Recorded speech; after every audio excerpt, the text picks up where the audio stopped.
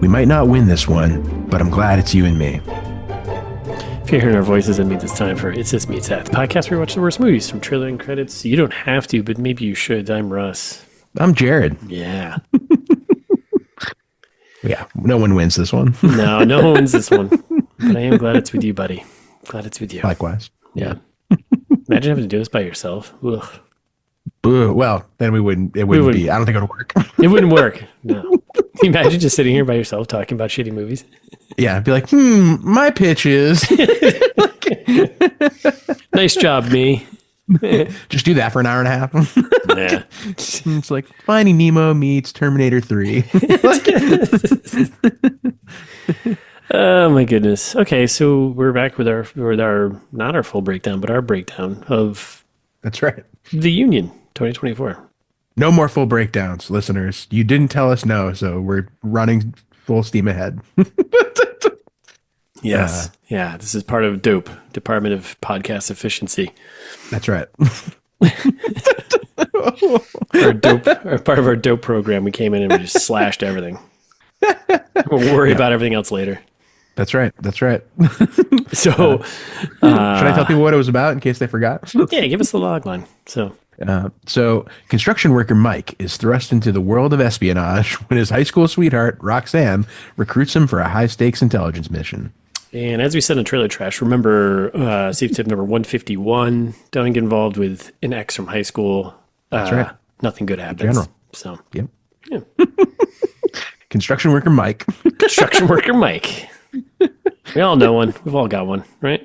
Everyone's got a construction worker Mike. It's part of your Lego playset, friend playset. You got a doctor, you got a construction worker. Yep, from Boston to Jersey, and everything in between. The whole world, basically. The whole world stops there, right? At Jersey. How did we do with our expectations, prognostications? I think like a medium. I would give it a medium. Yeah, give it a B minus, C plus. Yeah, C plus. Yeah, C plus. Not enough twins or Tommy Boy, but plenty of. We did call the bad guy at least. So we did call the whole double crossing. Remember in the trailer, we're like, there is no villain here, so it's got to be the old double crossing. So yep, but it wasn't J.K. Simmons like we thought it might be. It wasn't. Well, I mean, I guess that was a little too obvious. But then sometimes the obvious is the thing, right? That's how they get you, right? So they got us, but we knew it was a double cross. It's got to be. So we didn't quite hit the Tommy Boy. They're going to form a union to save the town, save the brake pad company. Yeah. Not a very pro-labor movie at all, really.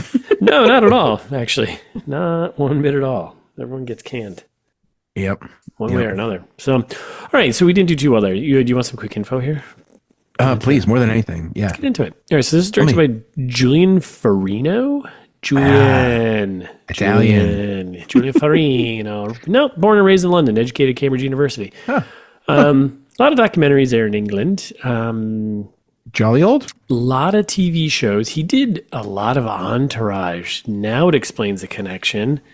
Oh, this is a Marky Mark. This is a Marky Mark production, really. So he's got two of his production companies are involved. As close as the whole productions and municipal, both of his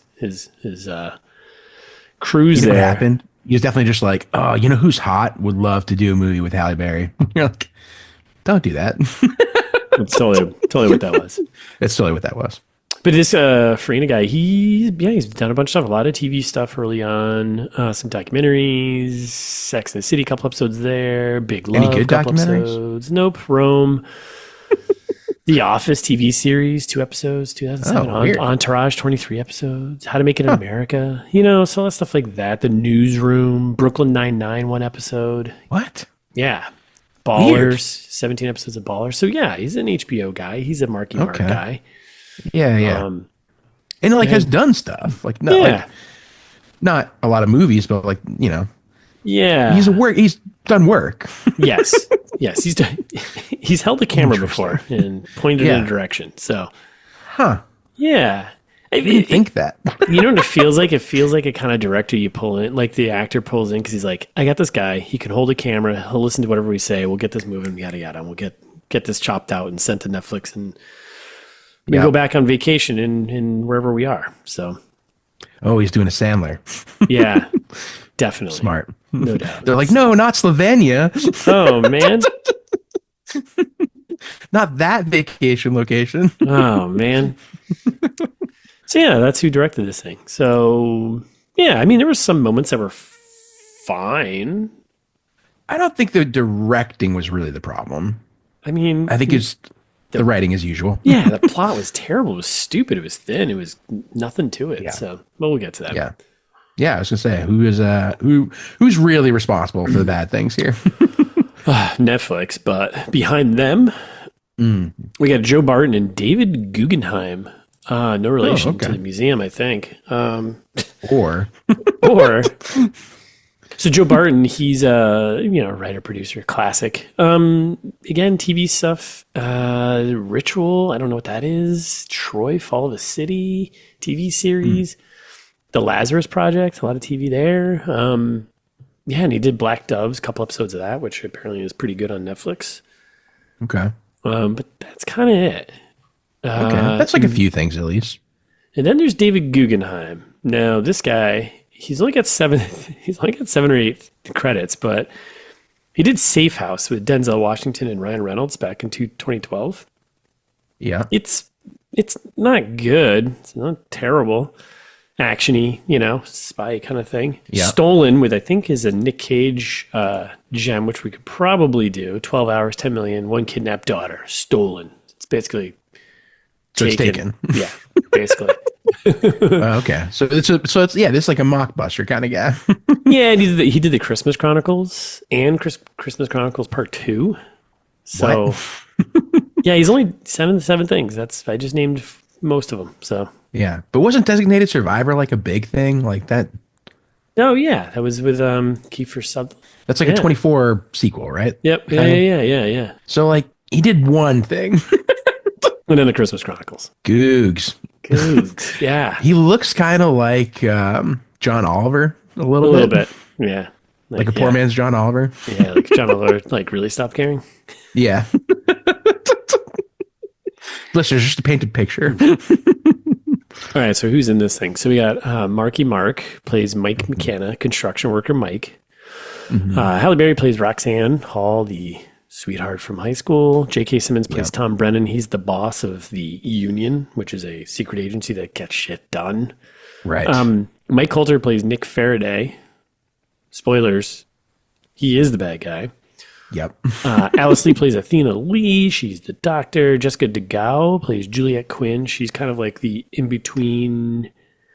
Yeah, like and she's not good, she's not bad. She's kind of working both sides. She's just working the angle for the money kind of thing, right? Yeah, which I appreciate. Yeah, if you're a big Mission Impossible fan, she is the Max character. Same character. She's the one who's just making the connections and the auctions and making the money and moving it around for the objects. That's it. Yeah. Mercenary-ish. A broker of sorts, if you will. Sure.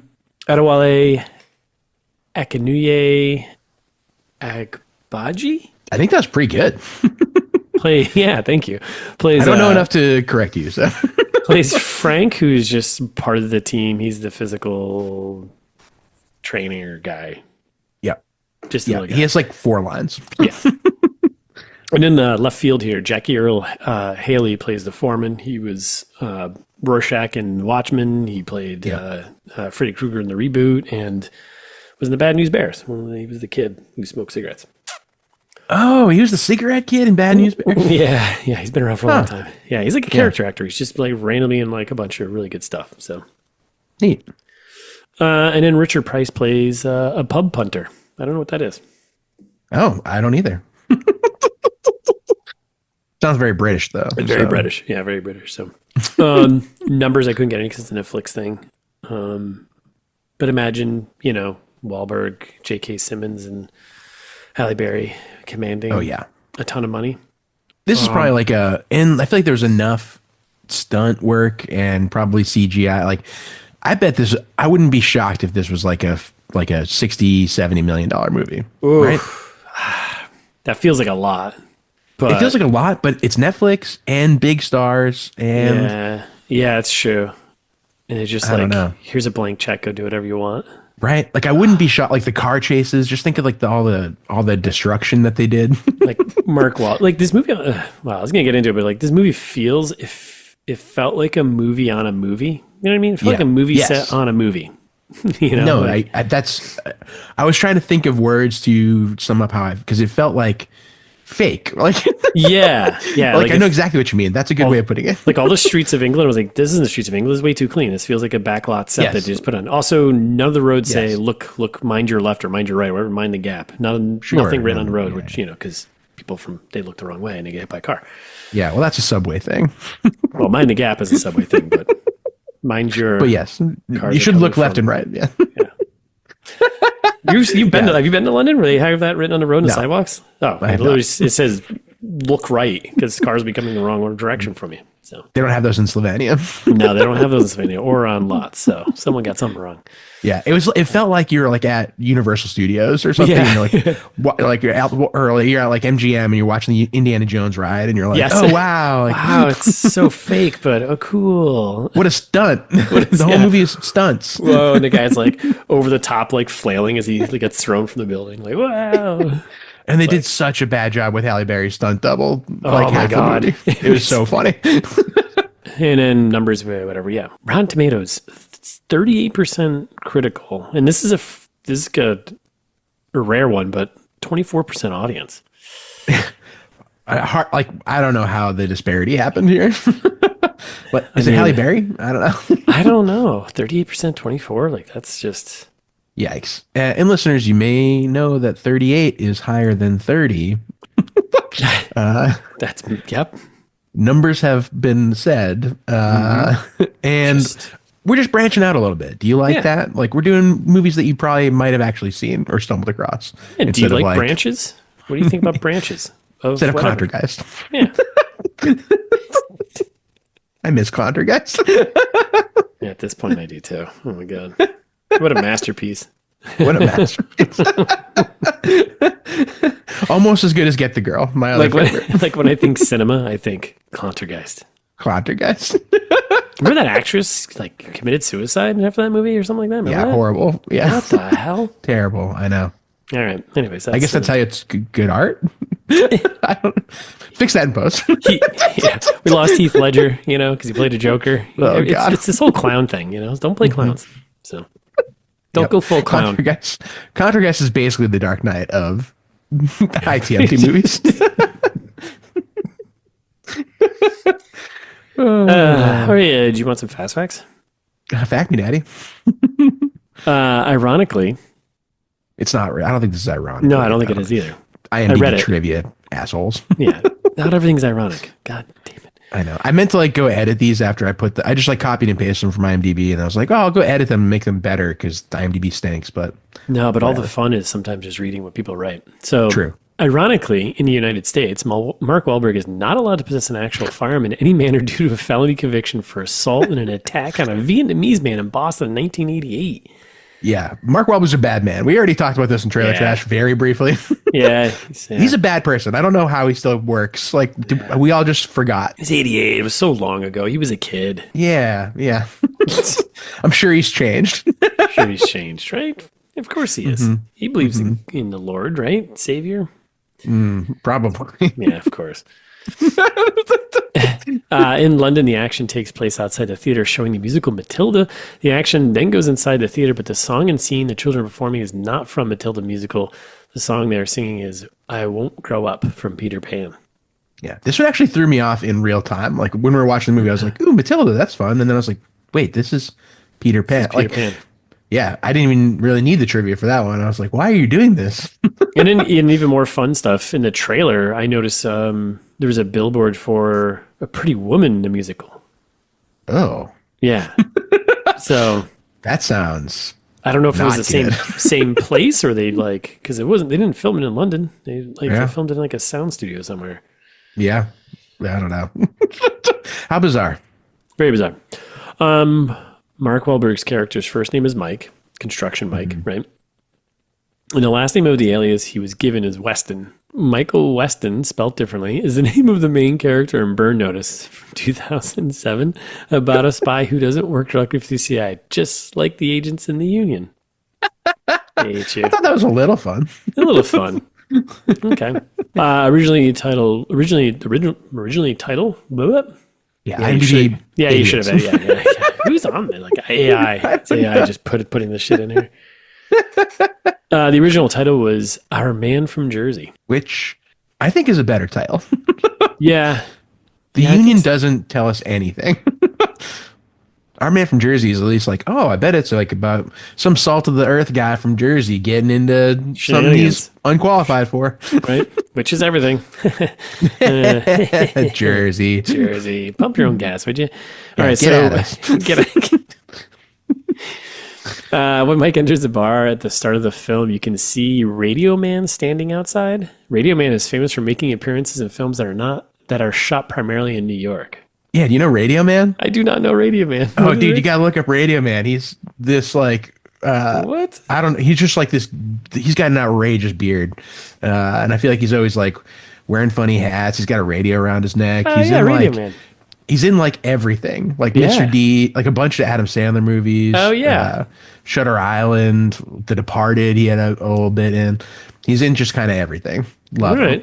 That's great. Good for him. Yeah, big Radio Man fan. Making a buck. Yep, that's right. When Mike drives the Range Rover away from the hotel, he drives on the right, turns onto a larger road, and is forced to cross the meridian to get onto the left side of the road, the correct side for driving the UK. The hotel is a Savoy, and the short road up to it is Savoy Court, which is the only road in the UK in which you drive on the right. Until Mike turned onto the onto the Strand, he was actually on the correct side of the road. What is happening? I just like that they're like they made that the central focus of the scene of him driving on the wrong side of the road, but it's like actually the only street in the UK where he was driving on the correct side of the road. But I'm so confused though. Why would they make it this? I guess they were trying to make it a particular part of. So they recreated this soundstage area, and then they did it wildly incorrect. Yeah. You're like, no, it's the only place where that joke doesn't work in real life.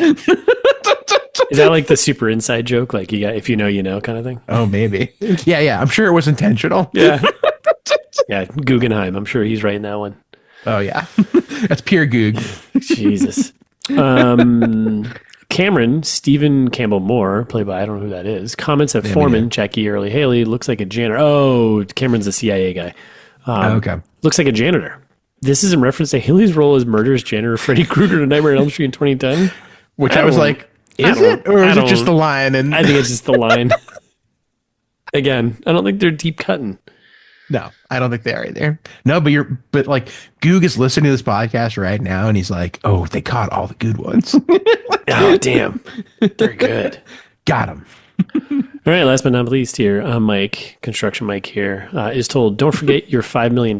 Then he easily picks up a large blue duffel bag with one hand and slings it over his shoulder. The duffel bag would weigh 110 pounds, and the bag he's given could realistically only hold about $2 million. Yep. Who does the math on that? Who did some like numismatist over at IMDb? we've done some volume in dollar amounts before. Totally. And yeah, a lot of times they're like, oh, it's in a briefcase. Like, no, you're not gonna fit that much money in there. So no. Apparently $5 million would weigh 110 pounds. That's a lot of weight. That's a lot of weight. That's like a very large dog or a small human being. It's like half of Mark Wahlberg. Yeah. Probably. Yeah. Right? I'm assuming he's probably 200. Yeah. 220 of pure muscle, right? Right. Yeah. He is still ripped. He's still ripped. Good for him. Good looking good. But, good for him. Yeah, I guess still a bad person, though. Yeah. What other bad things did he do? Do you know? I don't know. I feel like he's done some like kind of like Me Too things. Oh, yeah. Okay. The Vietnamese guy was the big one. Yeah, and, I mean, he wasn't really. Anyone, I think assaulting anyone with a gun is a big thing. Doesn't matter who it was. Yeah. No, doing like real crimes. Yeah. Okay. Yeah. Right. I mean, the Funky Bunch in general, that's a crime. That is a pretty big crime, right? It's a hate crime upon our ears. Yeah. I'm not saying I wouldn't say hi to him on the street. Like I said, bumped into him that one time. And I said, right. Hey, that's Marky Mark. Yeah. But I don't know if I'd have a beer with him. I think I'd be like, eh. Yeah. It seems like he'd be like a lot of work to have a beer. It does. You know what I mean? Like he'd probably be talking. He'd just be so annoying. He'd be like constantly talking about his like body fat, you know? Yeah. Or Wahlburgers. Or well, yeah. Oh, the worst. Yeah. Have you guys heard of my second production company? The one that does bad movies only? No. Yeah, we're working our way through your catalog. Yeah, you're right. I feel like he'd be insufferable. Yeah. Okay. Okay. Yeah. Just because he's from Boston doesn't mean we like him. So that's right. Don't accuse us of being homers. We are not. We will tear on anyone. That's right. Equally. Yeah, we have dummies here too. Yep. Yeah, dummies and assholes here too. So okay. Cool. Okay. Speaking of dummies and assholes, you want to Hollywood pitch me, mother? You know I do. I do. As soon as I saw it, I was like, obviously, it's Good Will Hunting, mostly because they said it in the movie, meets Lord of the Rings, The Fellowship of the Ring, right? Absolutely. Yeah, I mean, say no more. Yeah. We just were talking about janitors. That's right. And as we all know, the plot of Good Will Hunting revolves around a janitor. Who's a genius, right? But he is like blue collar guy, and he's like, it's from Boston, you know, right, and just wants to be left alone to his own devices, right? Just cleaning up stuff. That's it. Just because I'm a genius doesn't mean I want to be bothered, you know. Occasional chalkboard stuff or whatever, you know, yeah, you got to do that. Yeah. Just like in this movie, he's just a construction Mike. They call him. That's it. That's literally his title. Like his, like ambition wise, he's like, boy, I wish I could get a cold beer after work. Yeah, that's like a level 2 out of 10. You know, like right. But he gets unwittingly dragged into this international spy shenanigans, which like. Good Will Hunting, like he could have been solving the mysteries of the universe, right? And could have been. Doesn't want to. Yeah, doesn't want to, which I appreciate. Yeah. Both of these have kind of like Robin Williams is like good in Good Will Hunting, and is kind of like the wise, exasperated, like mentorish figure, right? Trying to get through to Will, just trying to get through him. Yeah. I feel like J.K. Simmons spends a lot of time in this movie being that kind of like he's just like eye rolling the whole time. Like, this is the guy, really? Yeah. Like trying to downplay his skills, but then at the end he turns, he's like, oh, now you're on the next mission. You're not on vacation. Exactly. Yeah. So a lot of similarities there. I guess like the part of the whole thing that Roxanne explicitly says a bunch, which is like, kind of stupid, is like he doesn't know construction Mike doesn't know his own potential, and that's like his biggest downfall. She explicitly says that. Right. Literally the line is like, you don't even know your own potential. Yes. And like that's kind of the whole premise of Good Will Hunting, right? This movie is written for the Netflix audience. It's written for not paying attention, doing something else in the background where they explain everything every once in a while, and they literally tell you the reasoning and motivations. So Yep. And the love interest is like way out of their league. Yeah. Like in Good Will Hunting, Skylar, like, come on.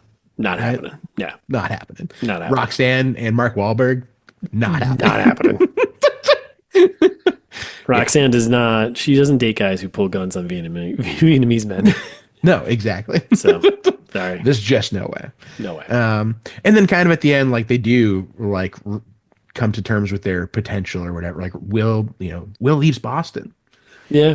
That's crazy. And this one, J.K. Simmons is like, all right, time for a sequel. Yeah. Like, I mean, second mission. We're going to Marrakesh. You want another paycheck? Yeah. Construction Mike. Construction Mike.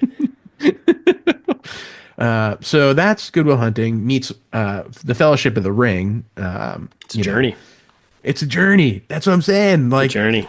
This whole movie, they're like putting together. Like, for one, both movies are too long.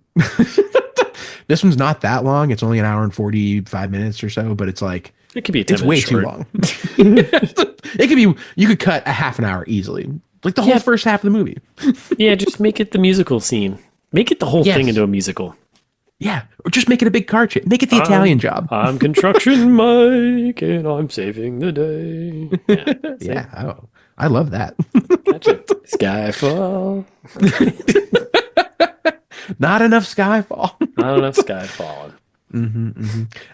So again, it's kind of similar to Good Will Hunting, I guess, where there's like the fish out of water character who's like, I don't fit in here, but also I need to go do this thing that I'm wildly unqualified for. Like Construction Mike.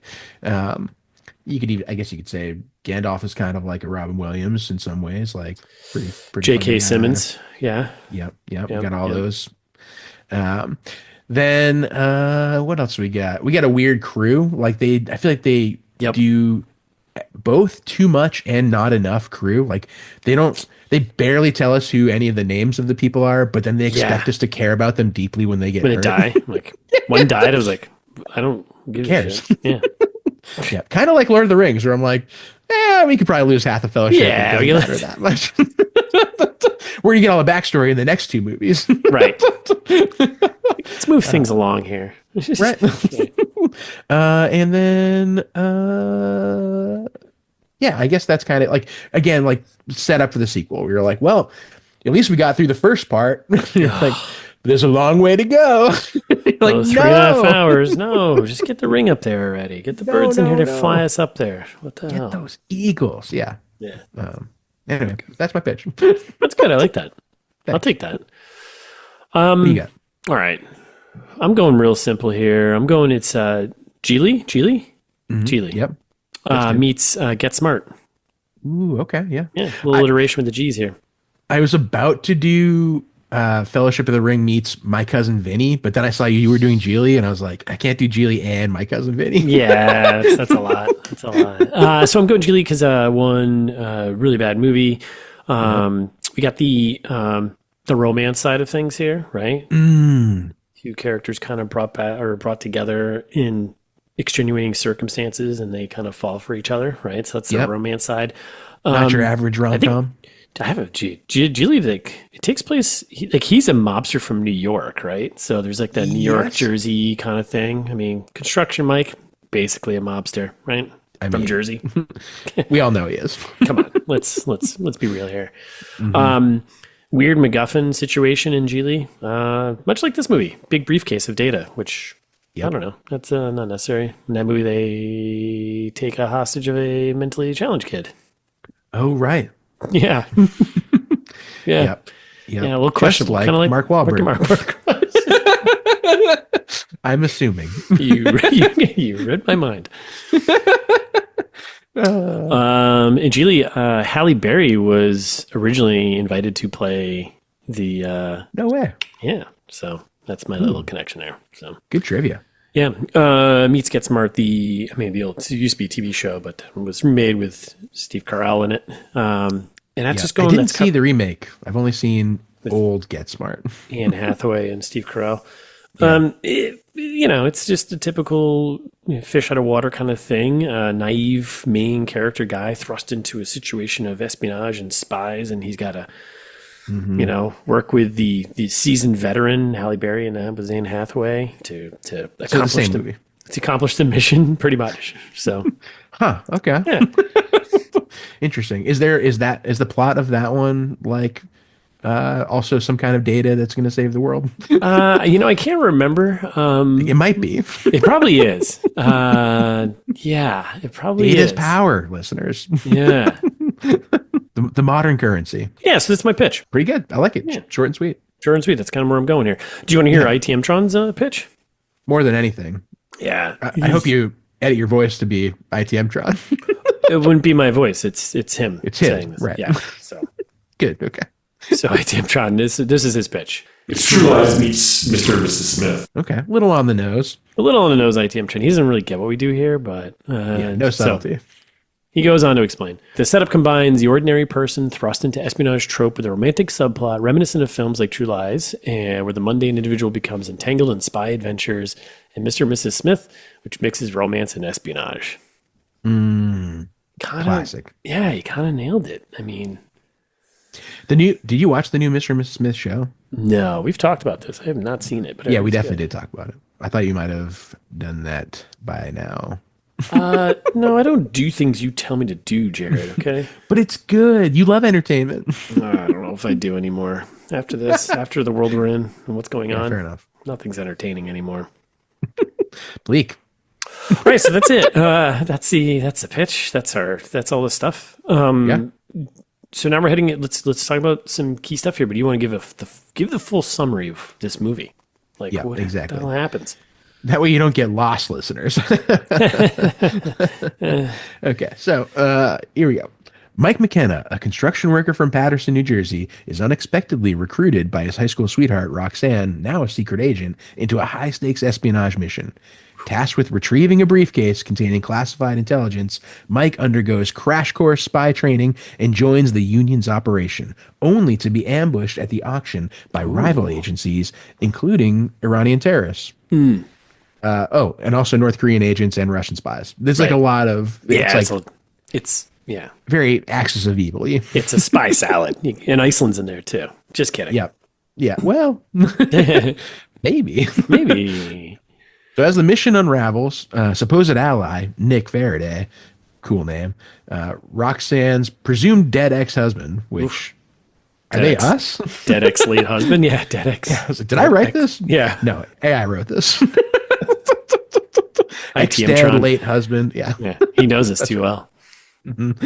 Reveals himself as the true traitor, framing Roxanne and their boss, Tom Brennan, while planning to sell the intel. After an intense chase through Istria, Mike and Rox thwart Nick's plans, leading to his death. And in the aftermath, Mike gets invited on another mission. That's right. Proving that his days as a simple construction worker are far behind him, which, let's not insult construction workers, ITM-tron. Yeah, they're all in the mob. We know that. Yeah, simple. He's probably a complex person. Construction workers are complex people. That's right. Like we all are. So anyway, that's literally the whole movie. You definitely don't watch it. No, don't. No. It's so boring. There's nothing happens. This is a celery movie, and I think you even added peanut butter on there because you're allergic to that. So I get because it's poison. Yeah, because it's pure poison for you. Well, I'm like, protein. There's a lot of exposition. There's a lot of tropey stuff, and there's just a lot of nothing new, and it feels overly choreographed. It feels just kind of. Yeah, you're right. It feels like you're watching like a soundstage. You're like, oh, they invite like the whole movie's behind the scenes, kind of. Yeah, right. Like, this is how you make a movie. Can't wait till they make it into a movie. Nope, they never do. Yep. So I mean, the opening kind of kicks off with like, got your generic little opening for a spy movie where we get the setup, we got the we got the crew going in, the original Union crew here without Mike yet. Yeah, everyone's in disguise. Yeah, they're breaking into a hotel and they're stealing some stuff. We see Nick Faraday there, Mike Colter's character, and so they're originally a team, and then basically this operation, which this will be one of many operations they pull off in this movie that all kind of go to shit. So I'm kind of questioning the skill level of the Union. Wildly incompetent. Yeah.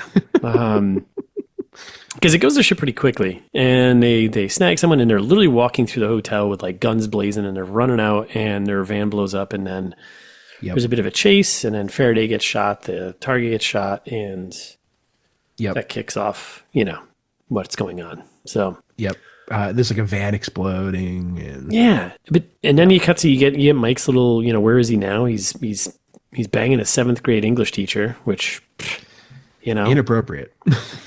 A lot of dangling participles, I'm sure. Later on, when she introduces herself at the wedding, she introduces herself as the chemistry teacher. So, she's chemistry. I thought she was English. No, they say English for the whole movie until the end when she says chemistry. So, like, they just forgot, or was it like a joke? Was that another joke like Co's? Because I don't think so. Chemistry.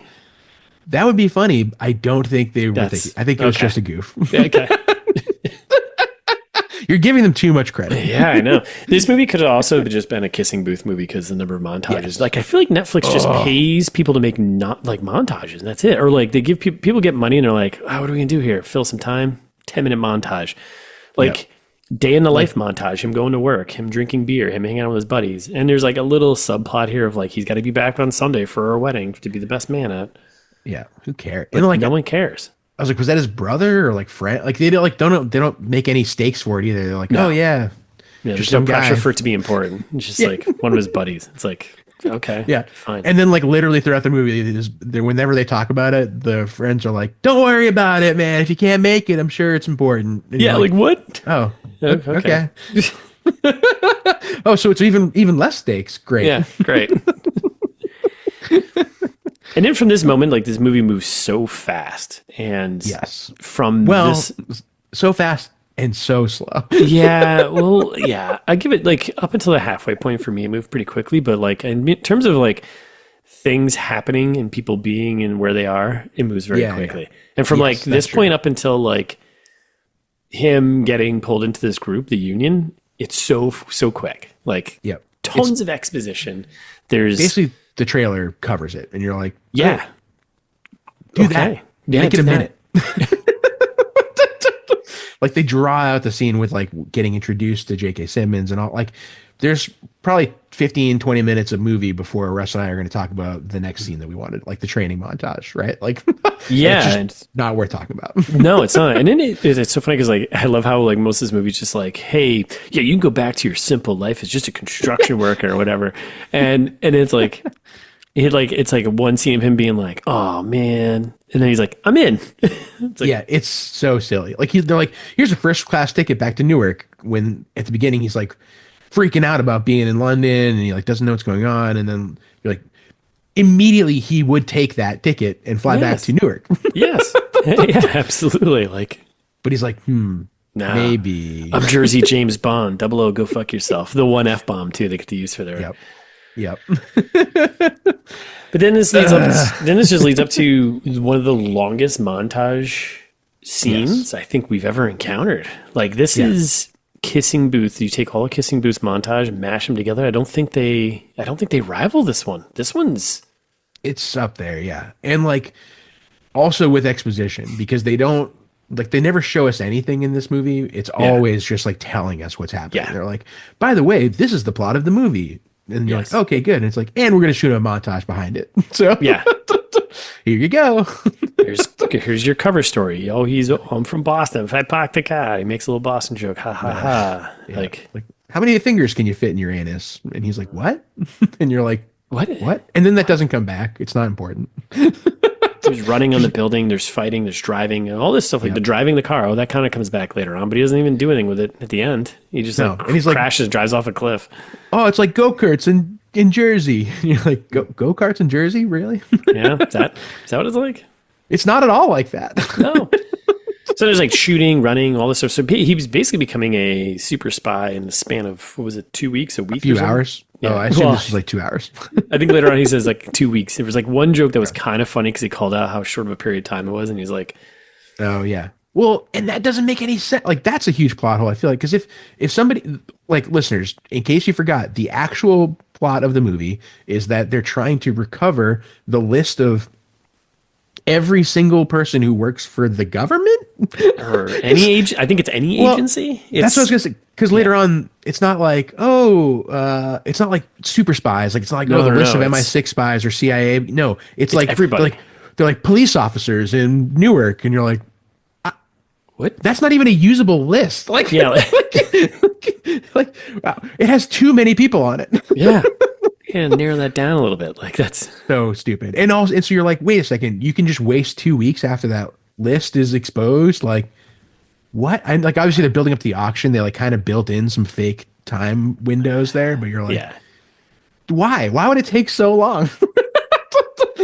I don't know. And then they get to this whole training montage. The only thing I want to call is like, because like an operation, like their initial operation is to basically do the money drop to get the invite for the auction, or like the auction, like a phone that gets them into the auction so they can start bidding on it on this list, right? Yeah. But there's like an upfront fee of $5 million you got to pay, I guess, to get this thing, right? Yep. And I love how this operation, they get this whole thing set up, they got this whole plan, right? And then like literally 2 minutes into it, the whole thing just goes to shit. Like Yes. Immediately. He's like they're all like, everyone's in position. And like one guy walks up to him and is like, hey, you come with me. And they're like, what? We can't hear him. We lost him. And it's like, You're like, you didn't account for this? Like, you guys are the worst. You're like the worst of this group. And then, yeah. Yeah. And that's when the guy in the Emiratis jersey shows up.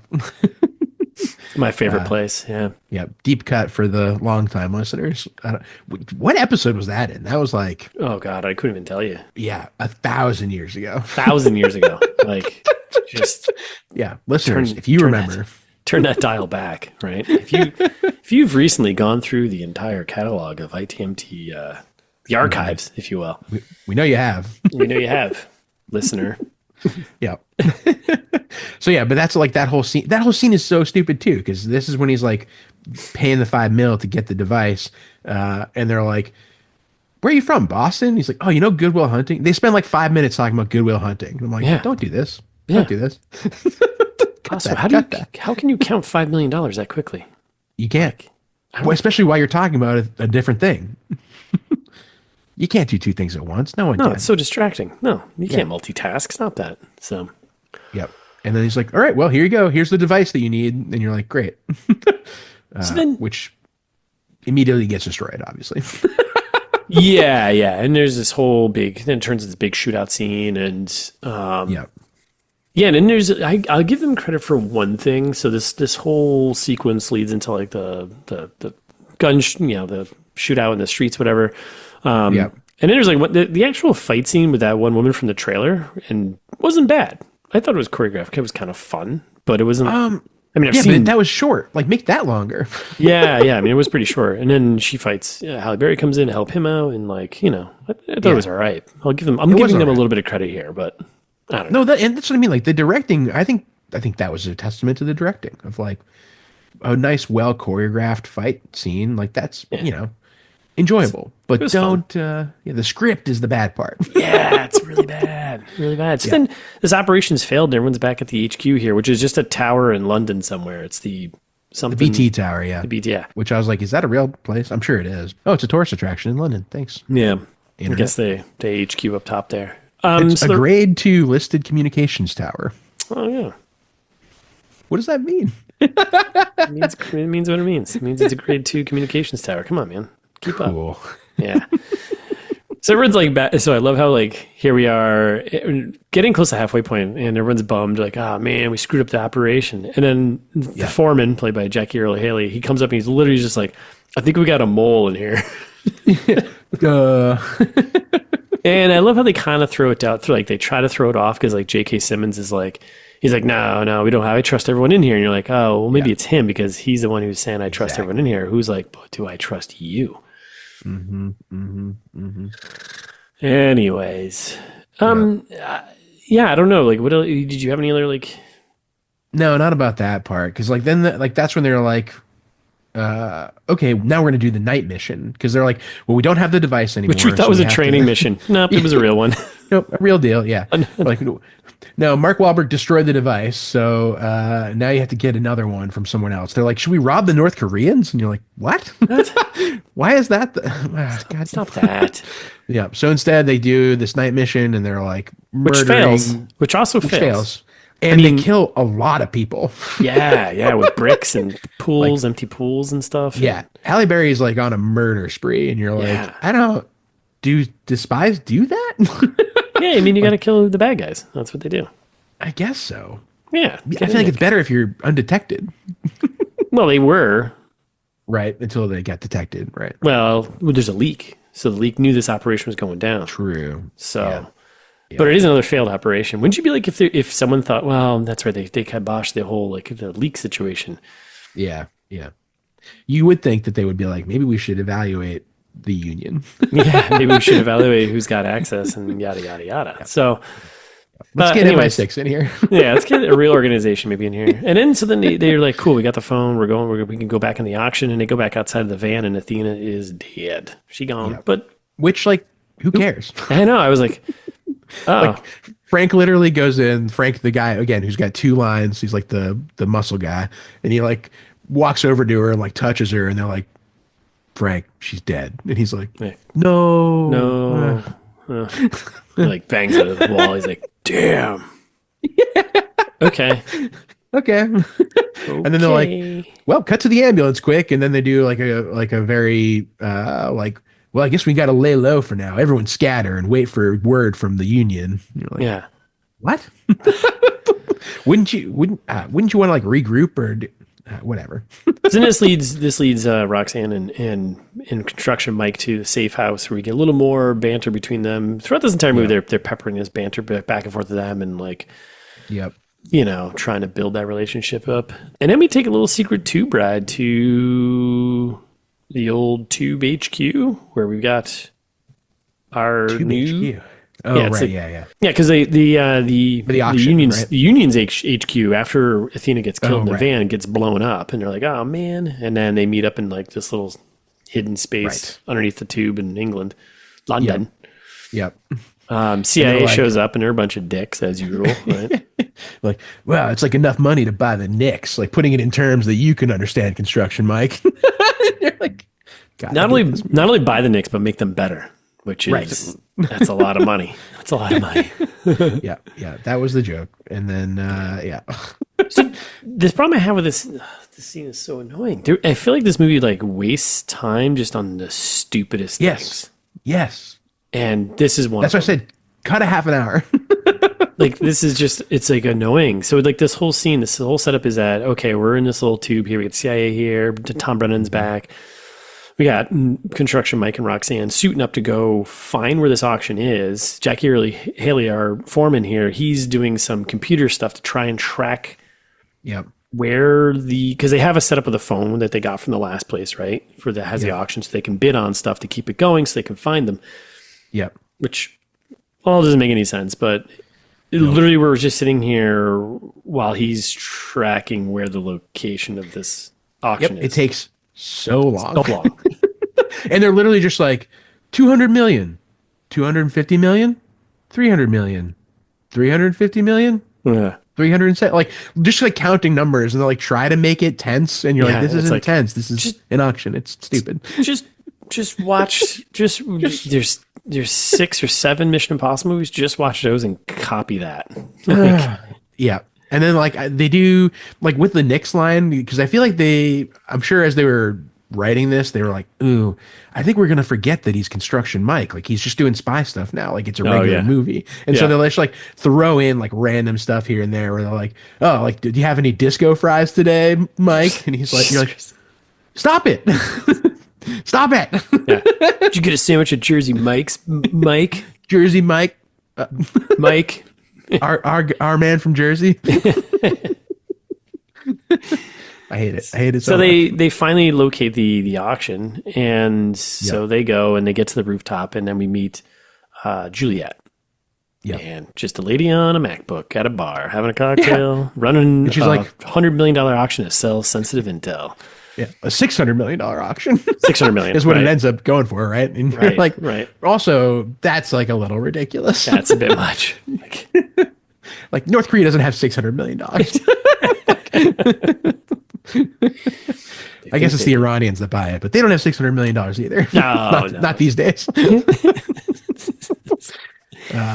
Yeah, and they're just like, well, you got me. And then they're like, okay, let's go to the apartment, or like, what? Like, and then they go. What is that next location? It's her place, right? It's like her place or her safe house or whatever. It's her apartment. She got the fancy Mercedes, whatever. And they get there, and then she has like the briefcase of data with the intel.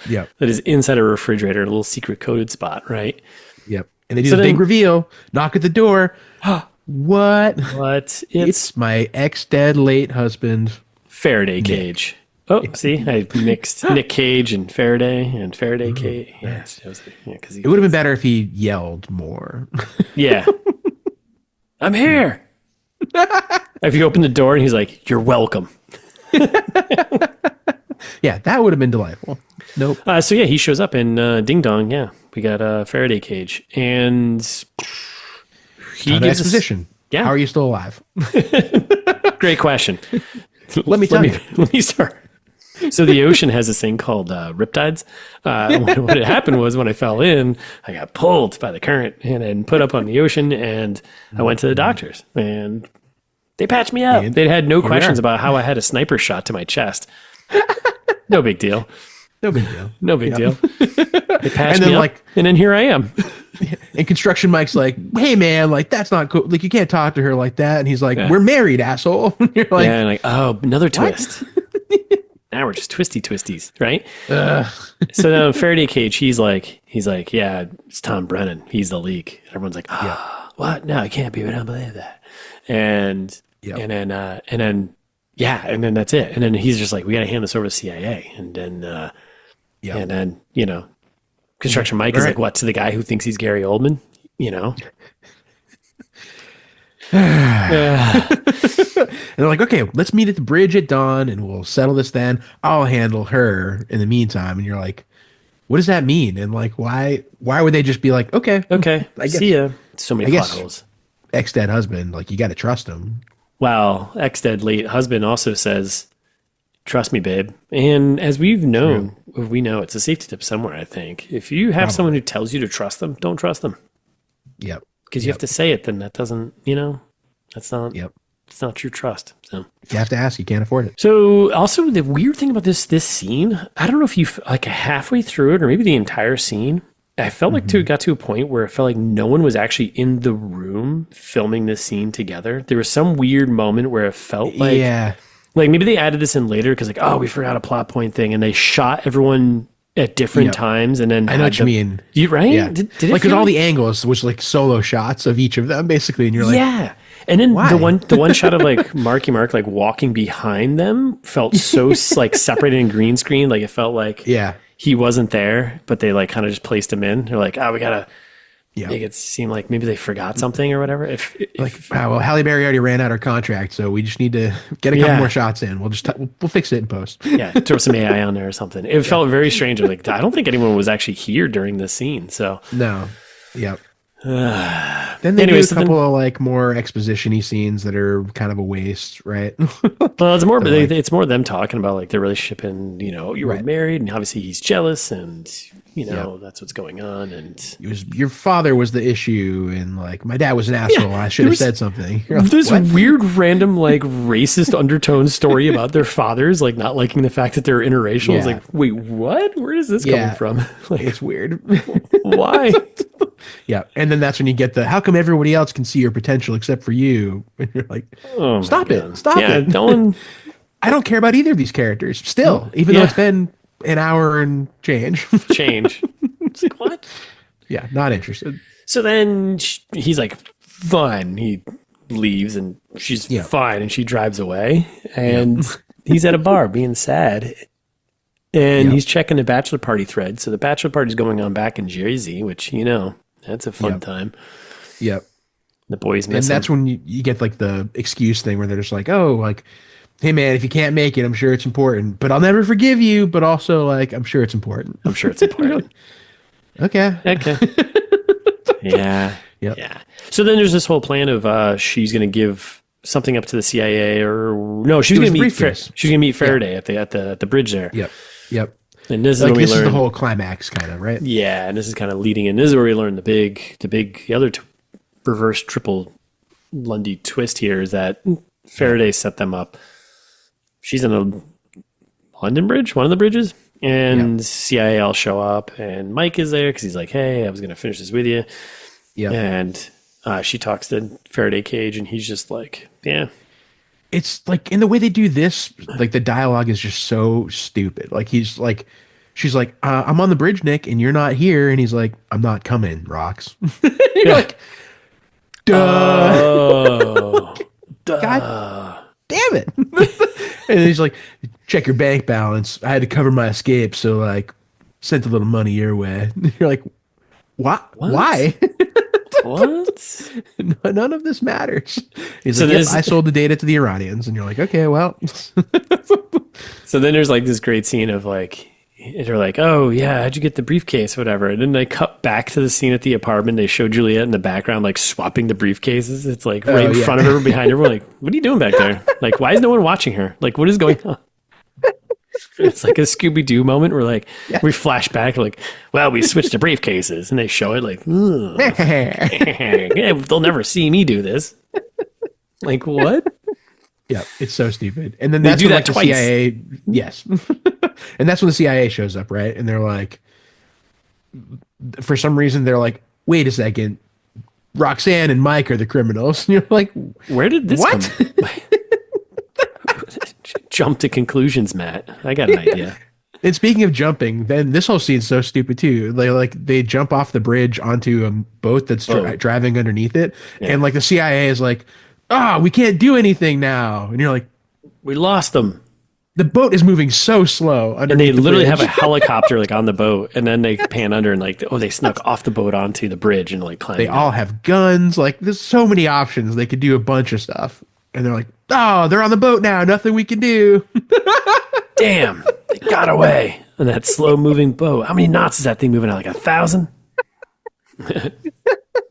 Yeah, and then the reveal is they weren't even on the boat. Bum, bum, bum. Gotcha. On the underside of the bridge somehow. It's so stupid. So then we're in the street, we're walking along, and we get some more. We get kind of moving things along here. She's like, don't worry about it. I got a tracker on Faraday. And then we do we cut back to the apartment again, showing her hugging Faraday. And I guess that's when she dropped a tracker on him. Must be, obviously. Yeah. And so they do a bit about they're like, all right, well, we got to get to this place without being noticed. And so Mike's like, I got a guy. And he calls up some Newark buddies back airport in Newark guy. And he's like, how do I travel without people knowing about it? And he's like, you don't. You don't. And they're like, okie dokie. So then that's from the trailer where they get put in the cargo hold instead. And you're like, okay, whatever. Who cares?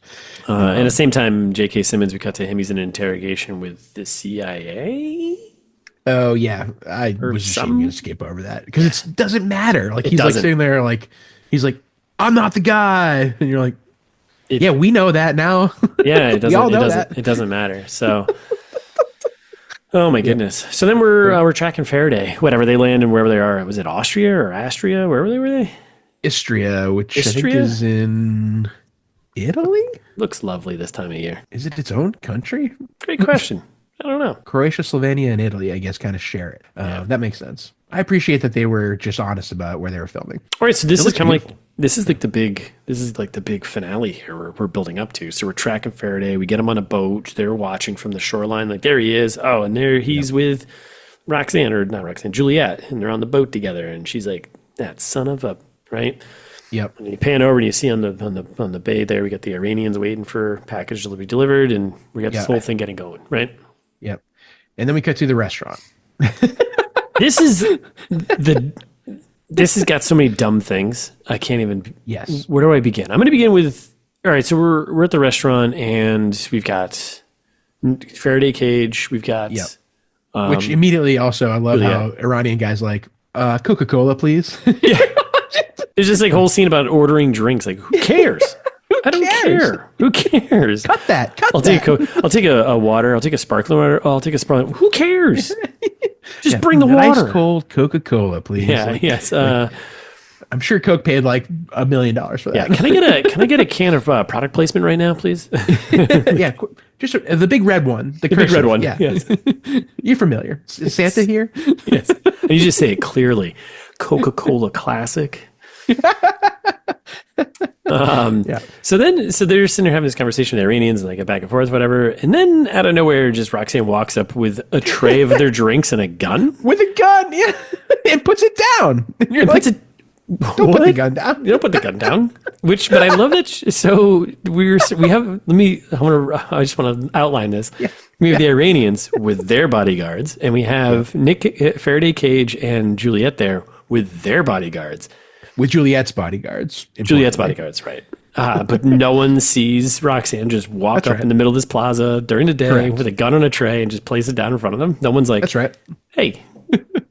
Wait a second. Isn't that the person that's been tracing us, boss?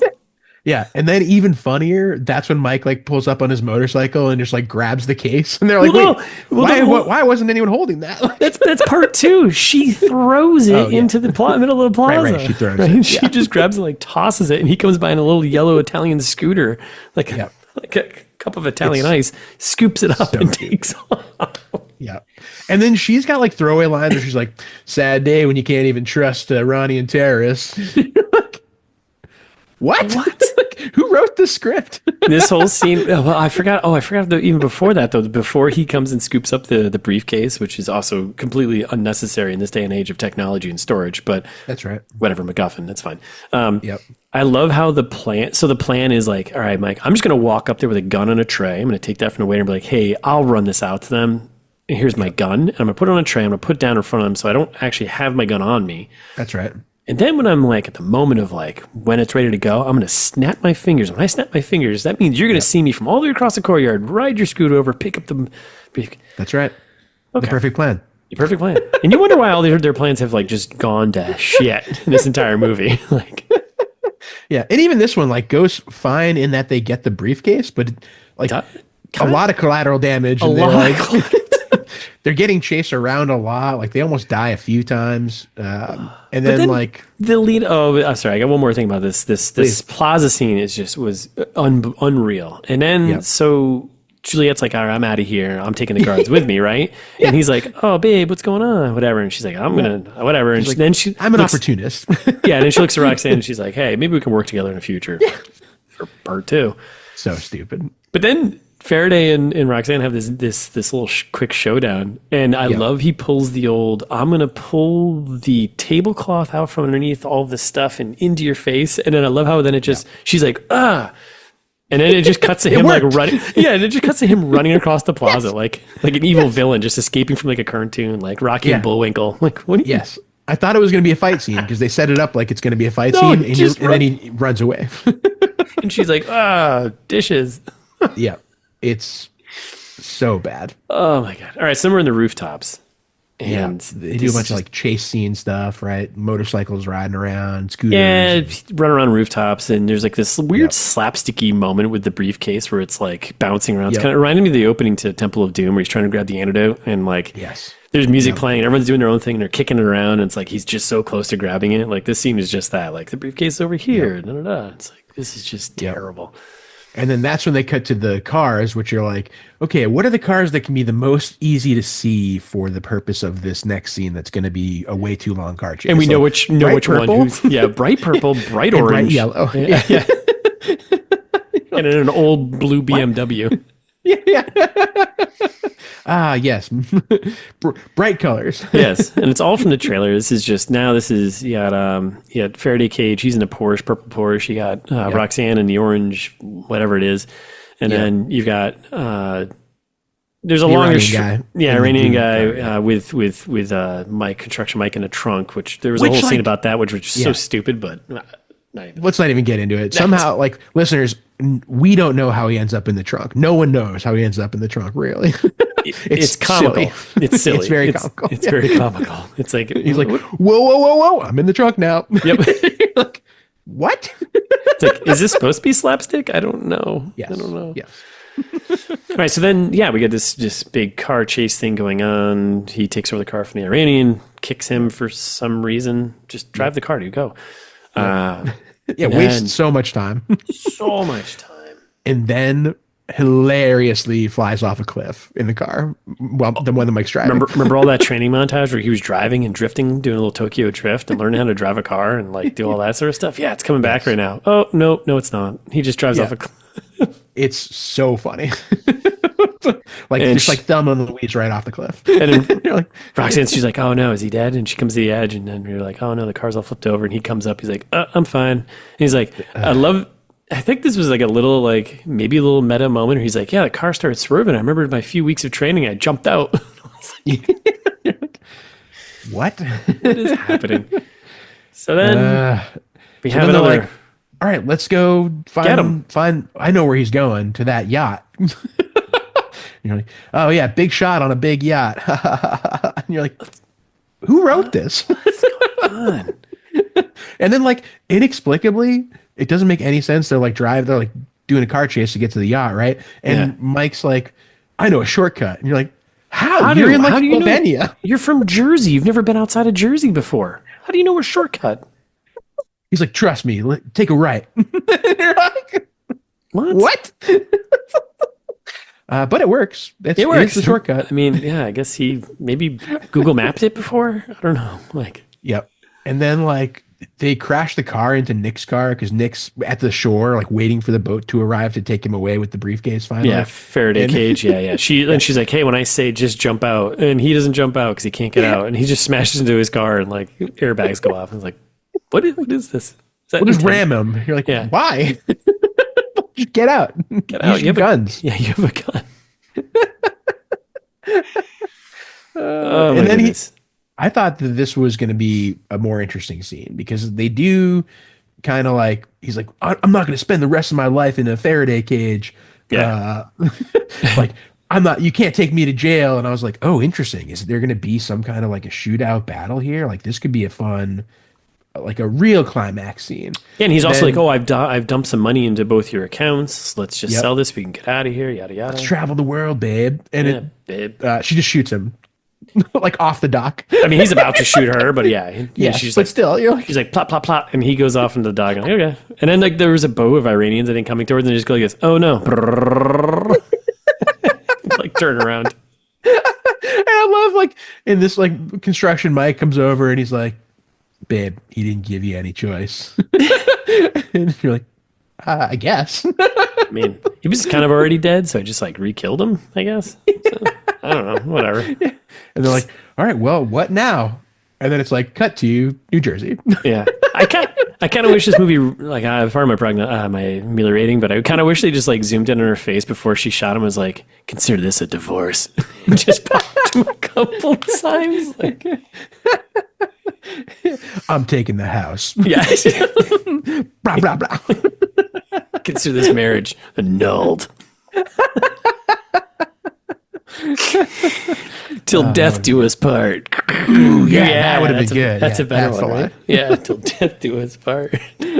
Because the rest of it's all so schlocky that you're like, of course. Like, she should have had those lines. Like, absolutely. What was the spy one we did that was like very skiing oriented? You remember?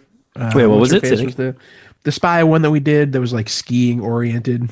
Skiing oriented? Yeah. I remember they were like, it was the same kind of thing where they like assembled the crew and they had like the guy on the computer in the van and like they were doing. Oh, with was with it Wonder Gal Woman. Yeah. With it was Wonder Woman there. Heart of Stone. Yes. Or whatever. Yes. Yeah. Like she had so many like good, like they leaned into it at least and like gave her really stupid cheesy like a little lines. bit. Yeah. They gotta go hard on that. Yeah, that's funny. Yeah. And then we're at a wedding. We're at the Jersey wedding. Yep. So. Yep. And like the speech goes well. He does his best man speech. Everyone's claps and he's drinking beers, having a good time. Got to do it. Michelob Ultra, I think. For yeah. some reason. And Bud Light. It's like brought to you by this Jersey wedding. Brought to you by Michelob Ultra. And Bud Light. And Coca-Cola. And Coca-Cola. You want a good time? Yeah. And then like out of nowhere, Roxanne shows up and you're like, you weren't invited. Yeah. He's like, I didn't know you crashed weddings here. And you're like, who's writing the script? Yeah, what is happening? Why is this happening? Guggenheim. And she's like, good turnout for the wedding, huh? It's a wedding. What do you think? Like, people aren't going to show up? Good turnout? Yeah. For some reason, Miss Hoffman's there. Yeah. The now chemistry teacher? Yeah. Yes. Like, what? Why? And then like that's literally it, listeners. Like they're like, all right, now it's time to dance, and they're like, yeah. And then they're leaving, and Brennan's there, J.K. Simmons, and he's like, not so fast. Like, what are you doing here? Well, they're leaving. They're going to the janitor's closet. They're not really leaving. They're like going to go hook up in the closet. That's the whole. Oh, right. Yeah, that's right. Yeah, but he catches him and is just like, yeah, you're not on vacation. There's no vacation. Yeah. Well, they're like, we need a vacation first. He's like, okay, you get 3 days, and then I'll see you in Marrakesh. And you're like, wait, what? Yeah. Then he's like, also, why are you giving them 3 days? Like, why are all their assignments like there's like a long amount of time for all of them? You're like, if you're like a real spy agency like this, you would think things would be a little more urgent. Yeah, a little bit more, just like a little bit. You can have 3 days off. Oof, that's it though. Then it ends with, "Welcome to the Union, Mike." Yes. And then like the credits roll, and it's like old photos of Mark Wahlberg and Halle Berry. Halle Berry. Like, you're like, what? Like, Why? I was like, did they know each other in high school, or did they just AI these together? I think that one of them is from like when Marky Mark was at the peak of his powers there in like the mid 90s, which like they're not teenagers. After he held a gun up to somebody? Yeah, exactly. Assaulted someone with a gun. Right, exactly. Like prime Marky Mark, and awful. All of it's awful. And that's it. That's the end of the movie. Yeah, thankfully. Credits roll. Yeah. Wow. Yeah, all right. Amelia with Jared and Russ. Yeah, how do we fix this? I mean, shorter. This is always a tough one. This is listed as a comedy. I'm going to tell you right now, there was no comedy in this movie at all. No, I thought it was going to be a rom-com. There was no comedy whatsoever. No comedy. It wasn't funny. And I thought they're going to give him like a couple of Ted lines. Nope. Got nothing. And all the jokes were just so, they weren't even jokes. It wasn't even funny. It wasn't funny. They weren't jokes. Yeah. So don't list yourself as a comedy. We say this all the time too. If you're going to make is this movie trying to be serious? It can't be. I think they're trying to be a little goofy, right? I think it's like, and I think this is like the new Netflix strategy from the last few years is like, boy, everyone's really burnt out on the real world. Let's just give them some paint by numbers, like action, comedy. Yeah. Like that way, like people don't have to think too hard. It's just something you put on the TV and like. We'll still get those viewership numbers because they're whatever Marky Mark and all this. Yeah. I think that's exactly what it is. Yeah, I feel like I'm leaning into being a little more goofy. Lean into like the till death do us part, and then blah blah blah stuff like that. Yeah. Like lean into Heart of Stone. Yeah, lean into like some stupid stuff, right? And Heart of Stone also had like cool like the like paragliding scenes and like. I think that definitely had a bigger budget. Yeah, well, yeah, that's fair. Give us more like cool like the car chase scene at the end is not good. No. It's not even a fun car chase. Like no. Give me some real like the action all felt very half-assed. Yeah, it just didn't serve anything. It just was there just to like okay, here we go. Paint by numbers. Here's our action scene. Okay, cool. Here's our car chase scene. Cool. Pretty standard. Like the choreographed scenes that we like, the fight scenes, like extend those. Like those are the only good scenes in the whole movie, and they were so quick. And you're like, I don't want more exposition from J.K. Simmons about this guy. Really? Yeah, no. Like done with that. And if you're gonna do some twists and turns, how about you make it her? Yeah. I don't know. Like or make it something a little more interesting. If you're gonna try and be real, like I don't know. Yep. I know you are trying to set up sequels and all this sort of stuff, but I mean, make it a kind of a weird rom-com about your ex, you know? Yep. Who's trying to take over the world. I don't know. Do something like that. Yep. What's the bad Cameron Diaz, Jamie Foxx one that just came out? We were talking about unionized. I don't know. Yeah, something like that. No, that one just came out on Netflix. Like you can see, it's very much in the same vein as this one. Like that's what I was getting at. Where I was like, these are basically the same movie. Where it's just like, okay, let's find a celebrity that we haven't seen work in a while. And you're back in action. Back in action. Thank you. You're like, well, I haven't seen Halle Berry in a minute, or Marky Mark for that matter. Really, like not since Ted 2. Yeah. And you're like, let's give them a little break. People love them. J.K. Simmons, everyone always loves J.K. Simmons. We'll just throw him in a movie, make it a little actiony, throw a couple of jokes in, and then like we'll call it a day. And it's the same kind of movie, except for again, that one had much better action. Like, did you watch Back in Action? Yeah, I did. It's lower on Rotten Tomatoes at 27%. I know. Which is crazy. That's what's appalling to me. Yeah, because as soon as we watched it, Thais was like, "Oh, you guys got to do that for the pod," and I was like, I didn't hate it as I liked that movie actually more than this one because it was like they did lean into the parts that were like schlocky. Yeah, and I think that's probably why it's rated lower. Yeah, but it was like okay, they made it like goofy at times because you're like they know it's stupid. Yeah, and like Cameron Diaz is not that good of an actor. Never was. No. Jamie Foxx is an amazing actor. I don't know why. Why he Netflix money, baby. Netflix money. That's all it is. Cash in. Yeah, it's the same. Like, do that. Do it better. Yeah. Just do it better. I love that. Yeah, that's lean into the stupid stuff. Yeah. Yeah. Yeah, I think you're right. Like, do an Italian job. Make all the characters mean something. Like, you have this team. Like, Mission Impossible movies have a team, and you actually care about all the characters on the team. Like, they all have their moment to, like, have some heart, or be actually important. This one is like, yeah, I don't care. If all these characters died, I don't care. No one cares. Nope. Also, what is this plot? And I don't care. You have a list of just people? What? Yep. That's not important. Who cares? Even the Heart of Stone, like we liked the side characters, like the guy in the van. Yeah. You're like, oh man, the guy in the van seems cool. Guy in the van. This one, you're like, who's Athena? Like I forgot she had a name until she died, and they're like, Athena's dead, and you're like, oh, who? Athena out. Like, oh yeah, I guess she was funny a couple of minutes in the movie earlier. I guess. But, like, we don't know anything about her. Literally anything. No, but it's crazy. It's crazy. This movie's an hour and 40 minutes and nothing. It's like it is celery. It's celery. The celery of the tray of. Give the mom more lines. The mom was kind of funny. Oh yeah, a couple times she was in it. Yeah. But again, like also, I don't care. Like make that part of the story or don't commit to it.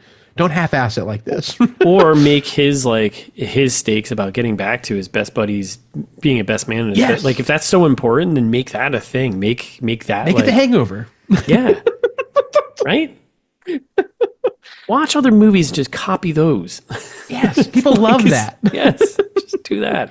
We've had 100 of the same movies because people love that. Watch one Mission Impossible movie and watch one Hangover movie and just make that movie. Yes. Awful. Jesus. All right. Now I'm upset for the day. What do you... anything else you want to... Yeah, I think we nailed it too. I feel great about that. So... Yeah. And I like the new format. We glossed over a lot of stuff. I know. Isn't that great? I mean, we're missing out on some fun nuggets we come up with, but... Yeah. Listeners, you could give us feedback and put this to bed. So many ways. But thanks for listening. We'll be back next week with a new movie and a trailer trash. We don't know what that is, but it'll be something. In the meantime, you can follow us on Instagram. It's This Meets That. Subscribe to us wherever you listen to podcasts and set us auto-download. And if you like the show, tell a friend, because that's the best way to let people know. And you can tell strangers also that we're good by leaving a review. 5 stars somewhere. Apple, Spotify. A comment, perhaps. Those help algorithms, usually. Yeah. We're all about the algos here. Ugh, algos. Big algo fans. Woo. Or if you're feeling old-fashioned, send us an email, like I've already begged for many times. Many times. Many times. Tell us anything about the show. Do you like it? Do you like what we're doing now? It's thismeetsthat@gmail.com. Or just go to the website. You forgot everything we just said. There's contact information there for sure. All the old episodes, the whole back catalog, links to our merch. Get a tapestry for yourself, a t-shirt, a sweatshirt, a baby onesie. I don't know. Whatever. Any of those things, right? Mm-hmm. There's no information about Russ's book Host, but you should go buy that wherever you buy books, like Amazon. In case you forgot, it's thismeetsthat.com.